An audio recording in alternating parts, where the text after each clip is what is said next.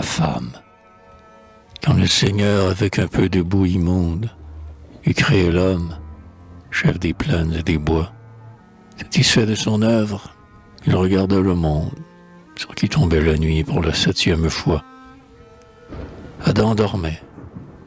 Les fleurs aux corolles ouvertes, les plantes et les grands arbres inhabités, inclinaient sur son front leur chevelure verte, que les rayons de lune inondaient de clarté.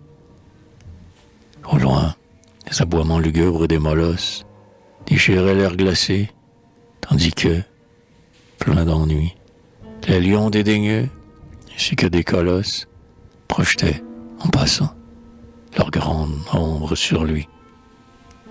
Les tigres, sachant où trouver leur tanière, étaient venus lécher ses pieds tout en dormant, et, balançant leur queue ainsi qu'une crinière, poussaient, sans l'éveiller, un long rugissement.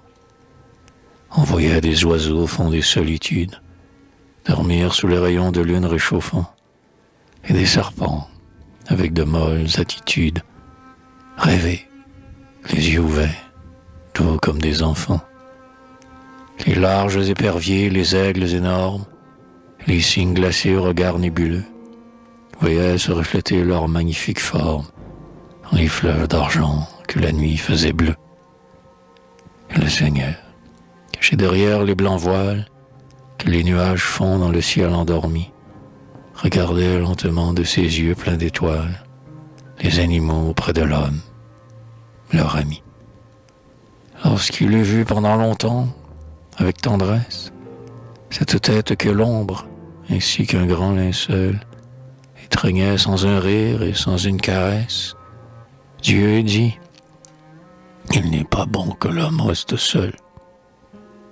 Il faut quelqu'un qui veille avec sollicitude sur ce front onduleux où nagent les pensées, et qui, dans la tristesse et dans la solitude, dorme à côté de lui les bras entrelacés. Il faut se dormir avide de caresses, des consolations, des chants délicieux, et de doux mots et des paroles charmeresses. Près de ce triste cœur, il faut un cœur joyeux. Puisque les animaux ont la douceur étrange de venir près de lui veiller pendant qu'il dort, je pétrirai cet être avec la même fange. Je le ferai comme eux, impitoyable et fort. Cet être portera la suprême puissance. Et pour les cœurs toujours prêts aux rébellions, jusqu'à l'âge de mort depuis l'adolescence, il aura le dédain superbe des lions. Comme les grands lions tapis dans leur tanière, sa langue écorchera quand il voudra lécher, et les reflets ardents de sa large crinière éblouiront tous ceux qui voudront l'approcher.